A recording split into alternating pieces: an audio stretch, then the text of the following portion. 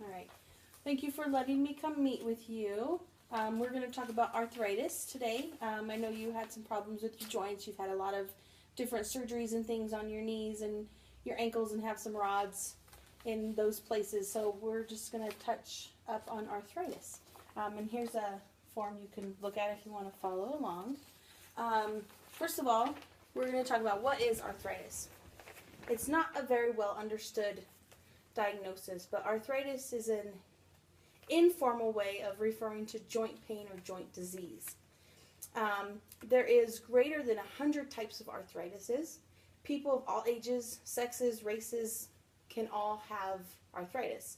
The number one cause, arthritis is the number one cause of disability in America. There's 50 million adults and over 300,000 children who have arthritis. Most common are women.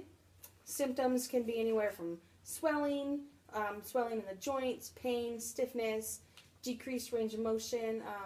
You'll see a lot of people that have, they're called nubby fingers, so their fingers are all like deformed, and that's just because the joint has been, you lose a lot of cartilage and stuff, and I'll actually get into that. Symptoms can come and go. They vary from person to person, and actually the joint changes that happen are permanent. You can't reverse it once you're there. And I thought this was interesting. Arthritis can actually affect your heart, your eyes, your lungs, your kidney, your skin, and then of course your joints. Here's a few types. Degenerative arthritis is basically osteoarthritis, which is your most common type. In this type of arthritis, you lose cartilage between the joints, causing the joints to rub together, and that's where your pain and the swelling and the stiffness comes. Over time, the strength is lost and pain actually becomes chronic. Risk factors for this particular arthritis is being overweight, family history. Unfortunately, family history is a big thing for everybody. Age, and if you've had previous injuries to those joint areas.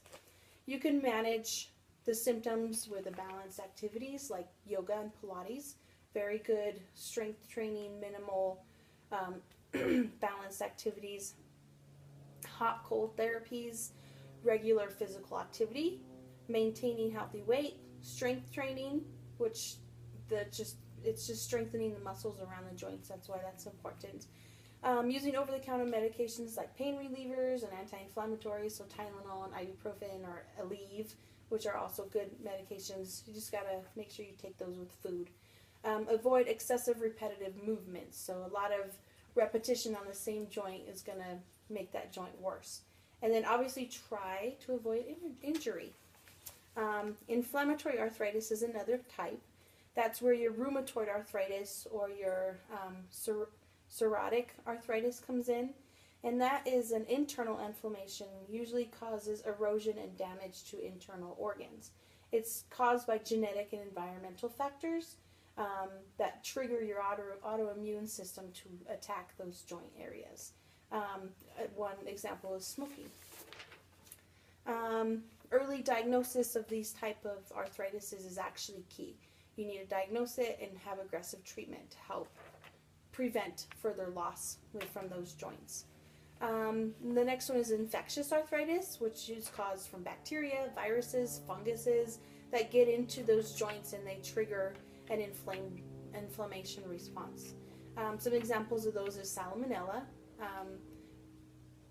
food poisoning, chlamydia and gonorrhea, hepatitis C, and then obviously these ones you really want timely treatment. You need to get the antibiotics aboard and get those bugs and fungus and whatever is going on in those joints out, or they will become chronic and you'll have an even worse problem. There's metabolic arthritis, which one form of it is uric acid. Uric acid is a breakdown of purines. It's found in human cells and in many foods. Some people naturally produce more purine or uric acid than others, but it builds up in forms like needles, like crystals in your joints.